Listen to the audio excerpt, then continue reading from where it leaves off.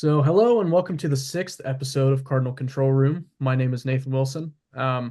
Today we're going to do a little bit of an update from the last episode over the writer's strike, what's been happening since that ended, and then kind of what's about to happen in the future.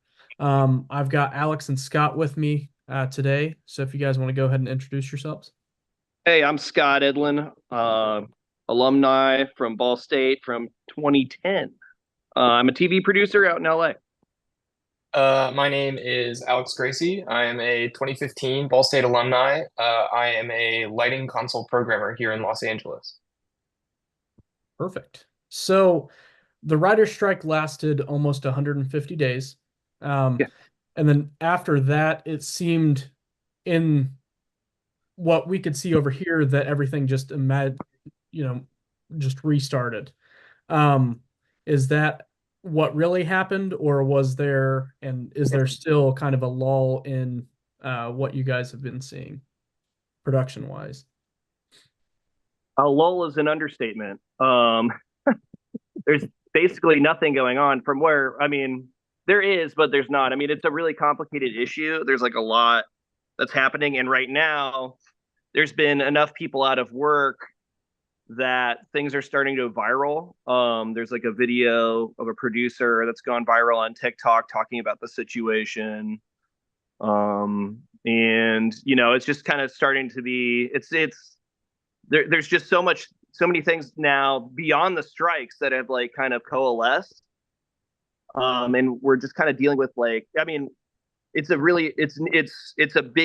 like a really nuanced and like there's a lot of stuff going on. So where do we want to start, I guess, is the question. You can start wherever you want to. Okay. Well, and I don't want to take up all the time, I'm sorry. But You're okay. it's interesting because I've kind of got a unique view on this because I actually recently got a job, believe it or not. In this climate, got a job, but it was interesting because instead of a production company making this TV show that I'm working on, it's actually private equity, right? So it's a group of business people that have put money together to make their own TV show.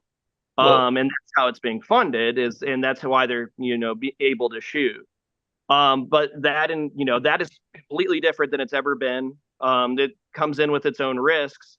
And I think it's just kind of a example of how we're in a middle of an extreme sea change, like a complete change in the industry. Like everything is changing from the model of how things are for advertising to, subscription services. Like all of this has come to a head all at once. And that's leading to the slowdown. But yeah, it's a big change. That's what's going on.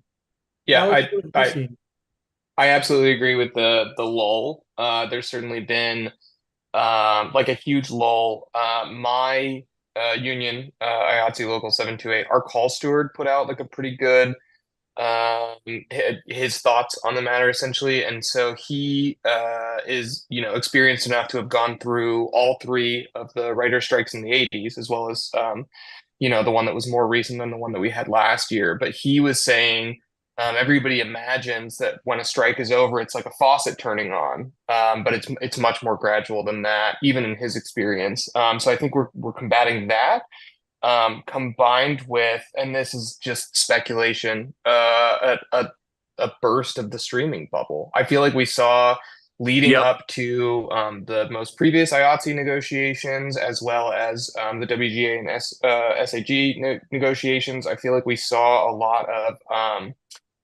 like a battle to compete between these different streamers. They all wanted to be, the number one streamer. So if people were canceling the other ones, they wanted to be like the top dog, so to speak. And so I feel like that race has already been run.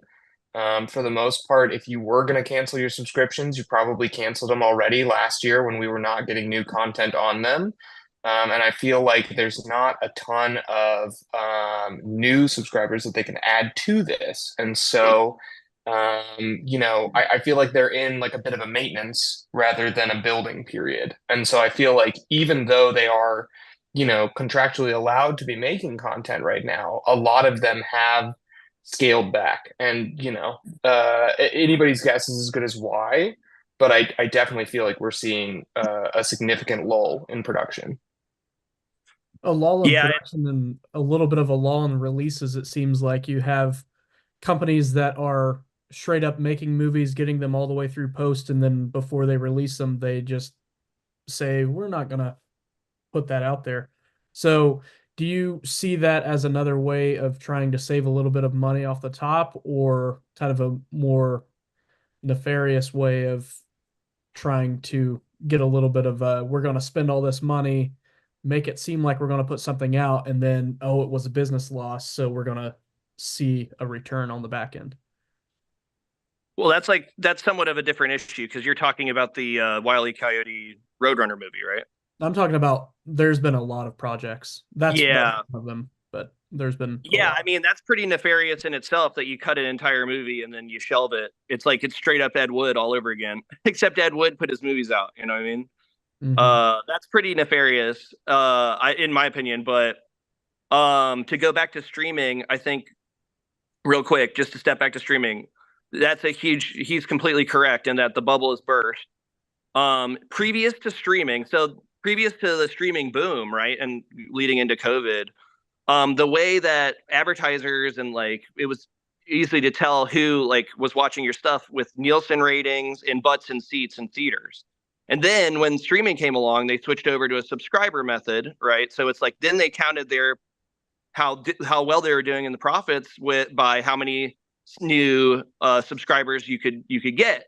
And like he said, they hit a finite amount, especially an elevated amount in the pandemic because more people were watching. So that inflated. Then there's only so many people born in a year. There's only so many people that can sign up for streaming. So that trickled off. And then now advertisers are scrambling to figure out where to put their money because they're making more. You can make more money advertising on YouTube if you like make a deal like with Mr. Beast, or somebody that's big on YouTube. You can make more money advertising on YouTube now and TikTok than what they were making previous, like on television.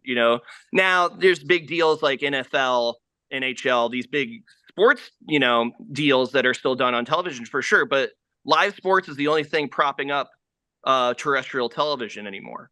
So the advertisers, they're trying to figure out where to put their money to get it back the best return. They're seeing Gen Z, they're seeing cord cutting, they're seeing streaming and what the state is. And that's really what's going on. Because now, like, just to use the example, like this show that I'm on right now, like they're these private equity guys, they're going after advertisers. They're like cutting out the middleman. They're going straight to the advertisers to advertise what they're putting out on YouTube.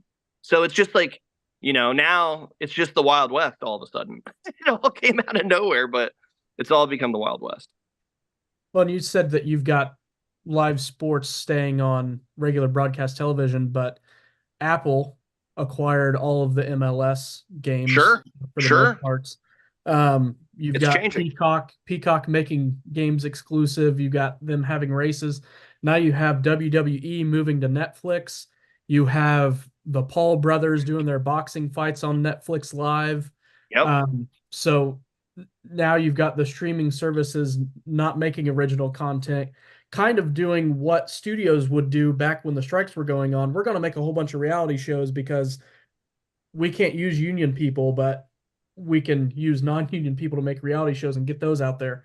So now, Except they're not making reality shows. right. But what I'm saying is back in the day, that's what they would do. So Right. now they can't get that to happen. So now they're kind of eating away at live sports and getting all those, you know, back in the day when all these streamers were starting out, everyone was cord cutting and I'm going to do Netflix, I'm going to do this, I'm going to do that. But now all the different broadcast companies have their own streaming apps and it's starting to add up to where you're paying more than what you'd pay for Dish back in the day. Cable So, all over again. yep. Um, so let's kind of move to AI and what we've seen take over AI wise, and then we can get back to what's going on. In November of last year, CAA, which is one of the bigger talent agencies. They signed an AI company called Futureverse. And then about 24 hours ago, prior to us recording this on the 23rd of March, it was reported that OpenAI has been meeting with bigger Hollywood studios. So we kind of talked about this before. What do you think the impact of these kind of agencies and studios meeting with these companies is going to have on future projects and staffing and things of that nature? I think AI is an inevitability. It's an innovation. So there's going to be an element of it, and I think it's good that they're having the meetings. Like, there's just no way to stop the future. Like, maybe you can figure out a way to regulate it, but like, it's just too useful. It's too, and like, me personally, I'm not afraid of the creative side of AI anymore. Like, I've kind of come to the conclusion that like AI or robots, machines, I just think they're always going to lack like a point of view. Like, you're just never going to get like that human point of view. Like, you can spot AI art, like anybody can now. Like, so for example, that Interview with the Devil, or like Late Night with the Devil or whatever, there's a big protest against it in the TV world because they used AI imagery, or at least they've been accused of it. I'm not sure if they They did. agreed or not. They They did? came Okay, out and well, said that there they you did, go. yeah. Like, they Yep. spot it, and like, these are people that spotted it in the trailer and was like, hey bro, like, you're cutting costs by, and like, it's obvious, it looks bad. Like, it's just, it doesn't look good. So, but I am worried. I mean, I think a lot of people are worried about AI taking jobs, and there's a lot of like, data input jobs, and there's a lot of script writing stuff, and that AI could, get in there, and if used in correctly, an anti-worker, then it will take jobs. So I think the inevitability is there. They just got to figure out, and hopefully the deals get made, the correct deals get made, that we don't lose too many jobs. But I think it's an inevitability. Yeah, I'm with you where I feel like it is a genie out of the bottle thing, but I do feel like I'm just hoping, at least at this point, that one of the roles of the next IATSE negotiations is to regulate, limit, curtail, to Sure. make sure that it's not too destructive to the job market. I do feel like that we can spot a lot of AI generated content now, but I mean, we're also looking at like a very early version of AI. And True. so these lines, I feel like the further we get down the road are going to get blurred. And also, like, I guess we have to ask ourselves, like, yeah, we can spot it now, and a lot of people are concerned about it now, but when it's like difficult to tell years down the line in the future, are people really going to be checking the credits and be like, I don't know, there's about 20 Right. people less on these credits than my other favorite movie, you know what I mean? So I feel like the I don't think it has to come from the consumer. I think it has to come from a combination of labor unions and the employer to make sure that we're not decimating people that rely on working in entertainment for their livelihoods. Yeah, that stresses the point of the importance of unions. That's the only Absolutely. way we can combat this. Like, otherwise, AI would have taken all of our jobs already because of how this country is run. So, Absolutely. Yeah, I think not only AI, but you have other technologies too, like you have VR. That whole the remake of The Lion King. I don't know if you guys know, but it was all shot in VR. mm, All of the equipment and everything was built into the program, and they like had VR lighting setups and cameras and everything. It was kind of cool. I was at a screening, and the people who were in charge of that were talking about it. It was a big like VR conference. So it's kind of crazy the different technologies that we have coming out, kind of like the big LED screens that have taken sure. over green screens and um, those kind of things. So yeah, you're not going to be able to completely get rid of technology, but you, like you guys are saying, you kind of need to find ways to make sure that you're not getting rid of people by using technology. It's kind of like, using self-checkout at, different places. We got rid of a lot of jobs by doing that. And now we're starting to see that maybe we shouldn't have done that because now people are walking out with items. I must be a Luddite because I don't use self-checkout at grocery stores because I know it's a good union job. And my I don't wife is either. always looking at me. She's like, "Why don't you just use self-checkout? We have four things." And I said, "I don't want to. I don't do it." So, but I'm with you. And hopefully we aren't 20 years down the road and people are thinking about movies the way we thought about self-checkout. Yeah, that's why it put a smile on my face when, I don't know if you guys have seen it, but the new trailer for the new Beetlejuice movie, um, Tim Burton came out and said that he's using a lot of stop motion in it and Oh, bring back that kind of way of doing things instead of using VFX and thing, which I know that's another set of jobs, but it's kind of nice to bring back the old feel of practical effects and that kind of thing too, because I think we've been missing that outside of B movies and things for a while. So we'll kind of get into it a little bit if you guys want to, because we already have talked about it a little bit. The upcoming strikes. What do those entail, and how many people? Um, like, can you guys kind of expand on the different crafts that are covered under IATSE? Because I don't think people understand. Most people don't understand how many different people on set are covered under that. For sure. So, for a long time, we were called the Backlot 13. The Backlot 13 is a lot of your IATSE locals that service film sets. You have, man, this would be a good quiz if I could name all 13. I don't think I can, but we have local 600 that does camera assistance. I have my local itself, which is 728, which does set lighting technicians and the whole department.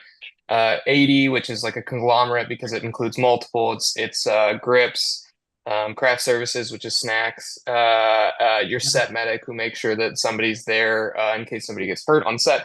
Anyways, you've got all of these people belong to what we call the Backlot 13. I do believe they added the Animation Guild to this one and didn't update the name. But so there is the Backlot 13 and these other ones. So they negotiate in a combination of together and separately. So they go into negotiations at the same round, but they all also have their own turn to speak. So the Backlot 13 share a lot of common interests. I'm not on my negotiations committee, so I'm speculating a lot of this, but I would imagine the AI conversation is involved in that. Our rates have not adequately kept up with the rate of inflation and the skyrocketing cost of living. So I would imagine that better pay is involved. We're also seeing with a reduction in hours, a reduction in the size of television shows. We're going from like 22 seasons where you used to work 10 months on CSI something. You're shrinking down to 8 to 10 episode seasons. So I think one of the other things that people are going to be asking for is less hours worked in order to keep health insurance. And I don't want to get too into that, but you have to work a certain amount of hours to keep your health insurance, which previously was never very difficult. Now it's just getting more and more difficult with the throttling of things that are being made, et cetera, et cetera. So there's a multitude of different things that all the Backlot 13 plus the others that we've added are interested in. And then each individual local will argue for things that they think are instrumental to the members of that local as well. Yeah, I think you explained it really well. So any art, there's a production union, there's a lot of the people that you see in the credits of the films that you watch, if they don't fall under PGA, WGA, DGA, those kind of things, they're going to fall under IATSE. If you see the IATSE seal at the end of the movie, there you go. Yep.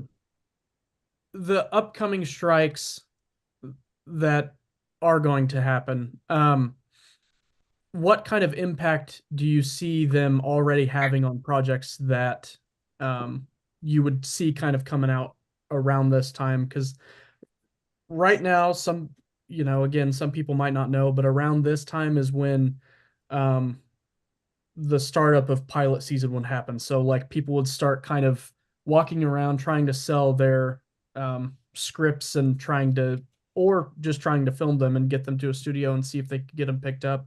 So what does this upcoming strike kind of do to that along with the projects that were already going on? I mean, honestly, I would say no one really knows. I think there's more to it than the strike at this point. But yeah, I mean, I don't really know what's gonna do, so I don't have a, I don't really know.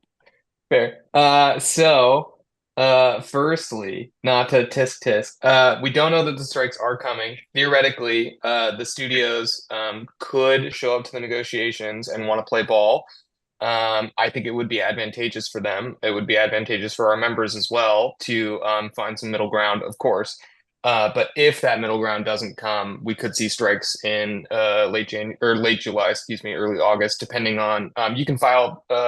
This is not the correct terminology, but essentially for an extension on negotiations. If you think that they're going well, if you think that they're getting close, we can. So the date itself is not like a set in stone thing, but we do think that from now spring, when we're recording this, through the summer, that there will be talks in this. If the talks do not go well, then we would be looking at strikes. But I do think a lot of the issues that we're going to be facing are issues that the employer, the studios, and the negotiators who represent us, the laborers. I do think, unfortunately, we are pretty far away from each other on a lot of issues. But I mean, certainly, hopefully not. But since there is the looming possibility of a strike, I do think that is also affecting the throttling of work that we talked about in the beginning.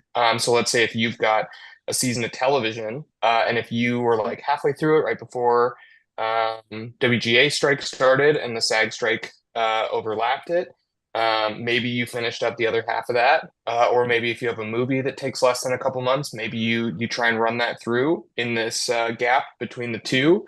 But if you've got like a traditional network television show and you've got like 22 episodes to get through, it's probably a smart bet for a lot of them to want to put their hands in their pockets and wait to see how these negotiations are going before starting something like that. Because if you sink a lot of money into the start of a television show and then you have to pick it up later, it's very difficult from a logistical standpoint to do something like that. Yeah, I think that's a good point.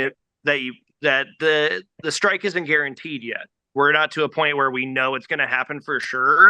And that's kind of what I meant, but I really don't know, because like they could negotiate and everything could be cool, but there's more going on because they're not shooting. Like, yeah, at this point you would think there'd be more shoots, more production ramping up even a little bit, but there seems to be an artificial kink in the hose. And one thing to point out too is that they are shooting, but they're shooting in Europe and Canada right now. So a lot of sound stages across Europe are filled right now. Canadian sound stages are filled right now. There's a lot of famous examples. So Hollywood is filming right now. They're just not filming in America. So it makes you wonder, you put I put my tinfoil cap on, you start wondering what exactly is going on. So, there's a lot of speculation. There should be more production going on. There should be. There's not even reality TV production going on right now. It's just what we call shiny floor shows. So you're like America's Got Talents, you're The Voices, stuff where I've never heard that term before, and I love it. I don't do a ton of work in reality, but I did a little like a couple weeks ago. Yeah. Shiny floor show. That's hilarious. Sorry, keep going. Shiny floor shows will keep shooting because they have long-standing contracts. They're cheap. You don't want to fly Blake Shelton to Budapest. So it's like, but that's a very small amount in comparison to, and like what you're not seeing is new money going out, new shows coming in, and them taking any risks right now. There's complete risk adverse feeling right now in the industry. For how long? Who knows? Would you say that you get better tax write-offs in places like Georgia, Canada, over in Europe than you would in California, since California is trying to recover from the previous strikes and how much they got hit with before? Yeah, I mean, I think that's what tax incentives are for, regardless of what's going on in LA. I mean, for a long time, there's been incentives in like Atlanta or, in Georgia, and like you mentioned, but like, and yes, it is cheaper to film in other countries sometimes, but also in other countries, you don't have to deal with the unions. So makes you wonder. So in my opinion, there is a anti-union sentiment in Hollywood, with the Hollywood elite or whatever, in the production companies, etc. And some of this is tactics to continue to hold power, in my opinion. So it's like it goes beyond money. A lot of it's money, but money is fluid. So then power is the most important. So I do think that's why a little bit of the kink in the hose is a power grab. They're trying to, that'd be my opinion. Well, and during the previous strikes, you had heads of certain studios come out and straight up say that they didn't want to give up. Right. They're saying it as loud as you. Yeah. I mean, it's not, you don't have to go that far down the rabbit hole to see that's what's happening. I mean, and then it's blatant. If they're shooting across, in another country where they would usually, like, what was that? There was an article came out. I can't remember what movie it was, but the setting is LA and they're like shooting it in Canada or they're shooting it in like Mexico. I can't quite remember the details, but like, are you talking about the one that's shooting in Cape Town? Is that what it is? Yeah, I mean, we could be talking about separate things, but I did hear that there's a movie starting up. It's got, some Hollywood talent to it. It's supposed to be set in LA. They're shooting it in Cape Town. My thought is, if they think that the strike's going to happen, they can just keep shooting through it if they're in Cape Town. And I'm not exactly sure what SAG is going to do, if they're going to like call for sympathy strikes or if they're going to ask people not to work things that would be covered were they not shooting in Cape Town or whatever. But I mean, even Netflix came out and said that a sizable amount of their production budget is not going to be shot within the States. Right. So I do think that's like a legitimate concern for a lot of us. Well, to me, I mean, I feel like that's an anti-union thing. So it's like they see that there's power in the people in America. People have rallied together. And so it's easy for them to just ship production overseas or go across the border up north, which is anti-worker, anti-union and not cool. But I mean, it's part of the tactics, so that's part of what's happening right now is that it's easy to forget that people are hired right now and working on movies, but they're doing it in like Budapest. And they're using locals there too. So they're not using union people and they're hiring all local, like, down to like, they might not have, you might have an American DP, American executive producers, American talent, but then everybody below the line is somebody local to another country. So it's very clear that, it's a power grab, or it can't be all about money. It can't be that much cheaper. It really cannot, like, to fly Tom Cruise that far, so who knows? But it's a strange time, and it's a quiet, like, war that people aren't talking about between the two sides. So we're kind of at the impasse of everything's a little bit up in the air, still. What's messed up, man, is like none of this is like really reaching the rest of America. It's funny because, like, I mean, this is anecdotal, but talking to like my family, extended family, there's not a lot of articles about this that have actually reached. And that shows you like the power, what social media is like, algorithms, whatever. But like, there are articles, but they're in like Deadline, right? Like they're not making it to the Wall Street Journal or whatever, mainstream America typically reads. It's not a story that people are talking about that this is actually even happening, which is pretty insane. Yeah, I feel like if they don't see us holding picket signs, it's hard for people to fathom. Yes, the work is here, but there's significantly less of it being shot in places that, the people that were previously holding those picket signs are available to work. Correct. Yeah, and you're still seeing people who, like you were saying earlier, you have somebody who's not worked in a literal year, in a place where they didn't have that issue before. Precisely, yeah. 100%. There's people, I mean, there's the Deadline article that made the rounds the other day. And like, there was and I'm sorry, I don't have the details, but it was a producer of an Emmy-winning show who found out he won like 4 Emmys while he was doing DoorDash. He hasn't worked in like a year and a half. Yep. So what would your advice be if I were a student, a senior, about to graduate, wanting to do film and television, and wanting to make the move out to California, what would your advice be right now, for that person? Because all three of us did that. We all took the leap, but it was a different time. It was a different time. Yeah, things have changed drastically. Yeah.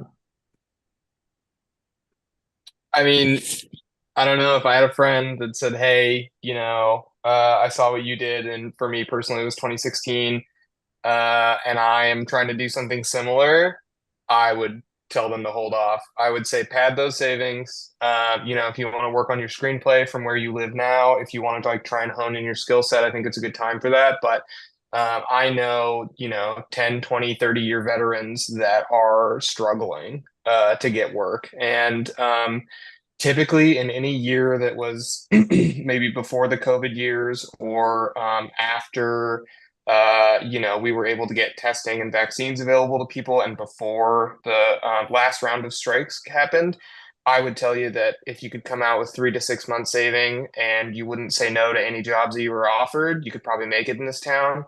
I don't know if that advice holds through today, unfortunately, which is so terribly sad because filmmaking is one of the like last bastions of a blue collar job to me, where you can make an affordable living and live in a cool city like New York, Los Angeles, Atlanta, or any of the smaller markets that you can make that. But I mean, ultimately, if somebody was telling me, "Hey, I'm trying to make the great all-American dream and move out to Los Angeles and work in Tinseltown," I would tell them to delay that dream a little bit longer. I would tell them hold off at least for another year because I just don't think there's enough work going around right now for somebody to cut their teeth and break into the industry, unfortunately.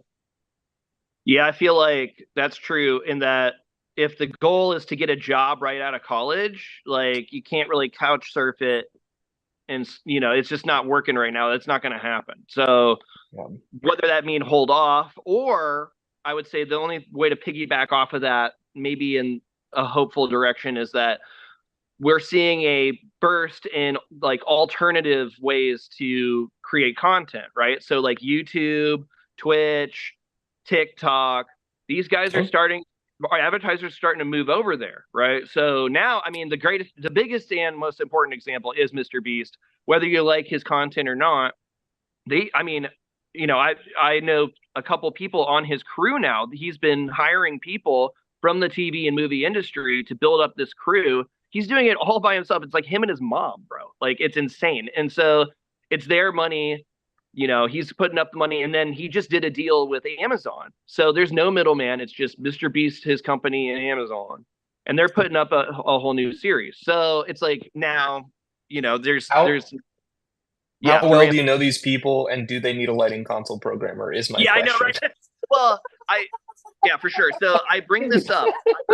Because I was, like a lot of people, I was out of work for a while, 5 months. So I was like looking around, I was like, who in this climate, who is actually doing well right now?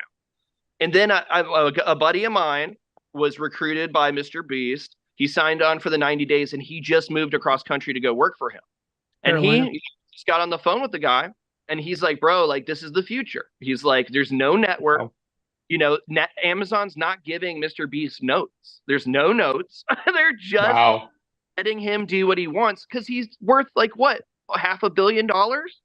So and he makes himself like, I don't know the guy. I don't know if he's cool or whatever. But like, I mean, honestly, like in this world in 2024, it's a success story of building up your base organically, growing, and then being he's a good businessman, or whoever is running his business is a good business people, but they're doing it in a different way. And that's why, like me working on this show with private equity, the landscape is changing. So you happen to have a YouTube channel, or if you're doing stuff like that, like indie movies are going to be bigger than ever. A24 is going to get more popular. Like in this climate, like the big boys are in trouble. So any of these smaller companies, this smaller stuff, the indies, there's a chance. Now, people that are established in LA kind of they're screwed because it's expensive here.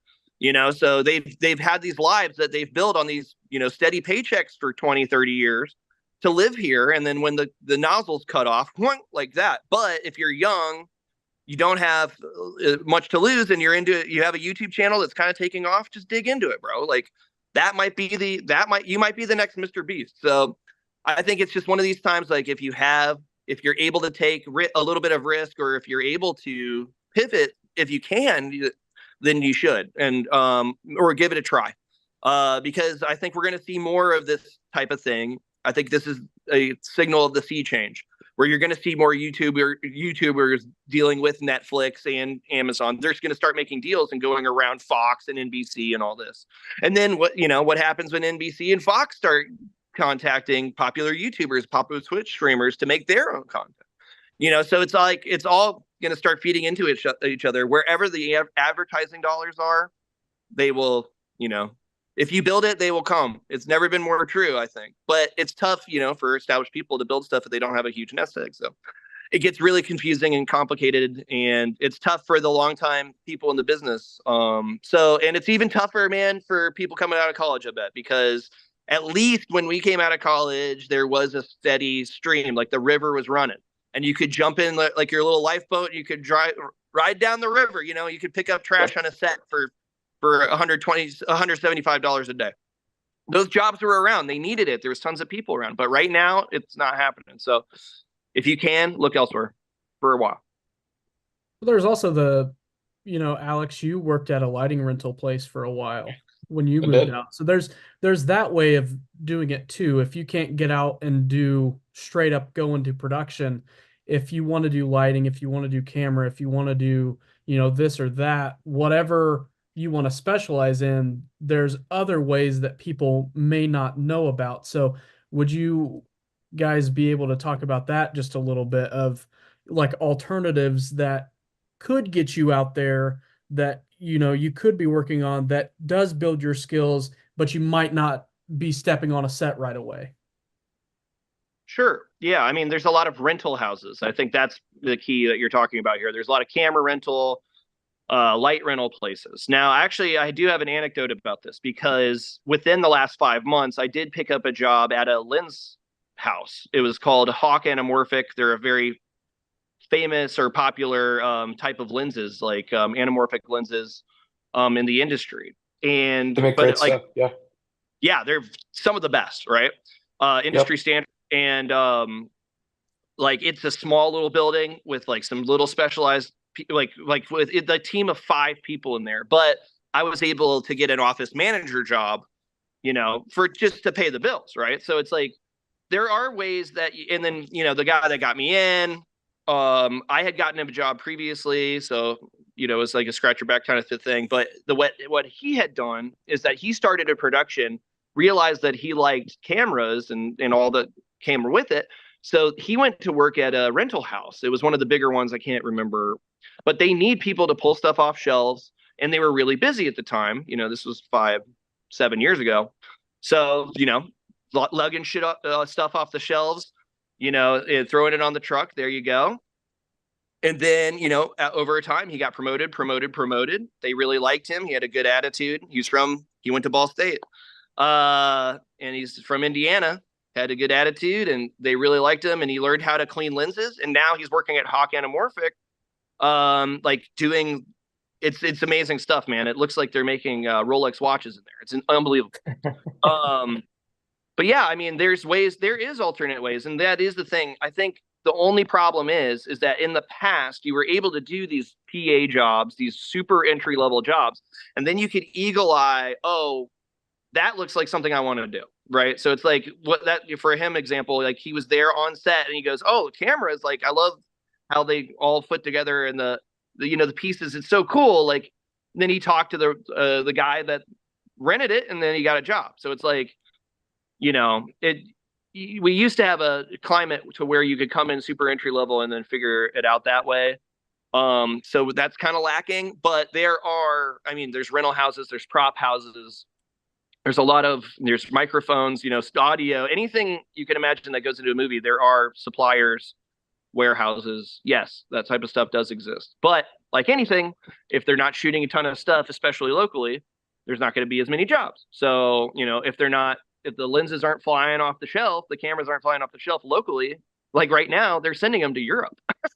So, Yeah. it's like if it's not going to be local and stuff like that, then, there's not going to be an extra influx of jobs. So, I also hate to be too much of a pessimist, but I also think like Scott, what you're going through, like somebody who like was established in the industry, was making like a consistent paycheck, like worked on big shows, stepping back and working into a rental house. I think yeah. there's probably a lot of that within the industry. Yeah. And so I do think like my story, and Nathan, you know this, is that I came out with 3 to 6 months in savings. I worked a feature and then the phone got cold. And so I worked at a lighting rental house and I passed out 12 business cards a day and tried to just get back on set that way. And it eventually caught. But, I think with so many people that are struggling to find work within the industry that they used to never struggle to find work in, I do think there's probably a lot of us that have jumped into the lighting rental houses or have jumped into the camera rental houses. So like if someone was saying I want to come out to LA next year and I want to try and like be a PA or work in a lighting rental house or work in a camera rental house or work in a prop house, for example, I wouldn't say it's not possible, but it's going to be significantly harder than I think it has been in years past. For sure. And it makes it a little hard. Not only, people moving into jobs like that, but also, okay, I can't get the work here, so I'm going to move to the other markets. People moving to Georgia, people moving to Florida, Sure. New Mm-hmm. York, New Mexico, those places in the US where there are projects that happen. Yeah, If they can't get it here, then they've made that move too. So it's kind of making it a little bit of a sticky situation that way too. There's a lot of people absolutely. that work from home, in the industry. Like a lot of editing is from home, especially in reality TV. Like there was a mass exodus after the pandemic. People don't have to go into the office, so they don't want to. A vast majority of editors do not want to go back to the office. So, they can work from anywhere. I know editors that live in Ohio now, that live in New York, that live in Boston, and they're all working on shows that are technically based in LA. Yeah, I was coordinating about 10 shows from home that were for a company out in Sacramento There you uh, go. back in the day. So it was kind of funny Even seeing then, the work that we were told couldn't be done from home being done from home and kind of proving that. It's kind of sad to see now, but it's a little funny. So I think we're kind of going to wrap it up a little bit. So is there anything that you guys kind of want to talk about before we head off here? Kind of hopes or what you're looking forward to or what you've got going on in the next couple of months before we get off here? what do you think, Alex? We can certainly hope that the studios don't want to watch the silly little numbers go down, and they want to come to the table with a ball or with with a plan that works for workers and works for studios. That's definitely something that I would hope for. And if not, I'm going to spend a lot of time riding my bike again. But we can certainly hope for that, and we can hope for that for. I'm presuming a lot of the students that are watching, because if we can't avoid those strikes, I rescind all of the things. You should all move out to LA and pursue the great American dream of working on film and television sets. But so for hopes, I hope for that. I hope for the studios to want to play ball and to want to share that massive piece of pie that they've been eating from. I feel like, as far as like hopes go, like I feel like unfortunately we'll never go back to what we call normal. I think we're past that. I do hope though that there's a soft landing into a new normal, where there is production and it is steady, but it might be, decentralized from just like, what we were used to. Maybe that there's a similar amount of work, but it might be in some YouTube shows, might be in some here, here and there. It's spread out a little bit more. So I'm hoping that, I feel like that all is going to happen, but since it's all changing so rapidly, it might take a little bit of time for that for the dust to settle. So hopefully we get, some sort of landing into a new normal. But yeah, I mean, I feel like production has to ramp up at some point. Like, they're going to run out of movies. They're going to run out of stuff that's on the shelf, and like they're restricting. Yeah, there's less movies coming out every year, Now, some of them have been really good. You know, the new Dune Part 2 was fantastic, you know. So there's oh, really? Well, I'm not gonna spoil it. I read the books too. I'm such a massive fan. I just haven't gone out to see it. I gotta see it. It's fantastic. It's even better than the first one. So like, there's still good movies being made, you know, but maybe it's harder to do. Who knows? But like, I really do feel like, you know, there has to be some sort of push back to the other side. That's, you know, and hopefully that comes soon. And until then, you know, I'm hoping that, you know, any risks that we take, that, you know, they pay off. You know? I have one more hope. I hope Mr. Beast hires me to be a lighting console programmer because those vegan cookies are incredible, man. I gotta tell you, he has like the vegan cookies at the grocery store. They rule. They're so good. Yeah, the Beastables or whatever. Yeah, they're incredible. Yeah, They taste so good. Yeah, it's like, now we're all Mr. Beast fans. Yeah, exactly. Let's do it. Yep. I would love to push buttons on that show. I'll make the lights do fun things. Anyways, A great example, you know, Mr. Beast, but also Hot Ones is a great example. It's an IP that started, and then somebody made a deal, TV size deal, and then they made the Hot Ones game show. So it's like, these formats will always exist. You know, they're tried and true. People want to see game shows. They want to see reality shows. They look different. They feel different. Some of them are on islands. Some of them are in, you know, buildings. So it's like, you know, these things will exist. But we just need them to start shooting them again. Well, Alex and Scott, I want to thank you guys for coming by and talking with me for a little bit. And I want to thank everyone for checking this latest episode of Cardinal Control Room out.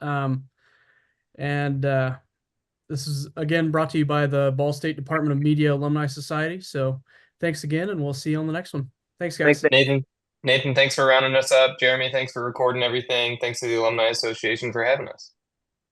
I second that. Absolutely. Thanks, everybody. Thanks so much, guys.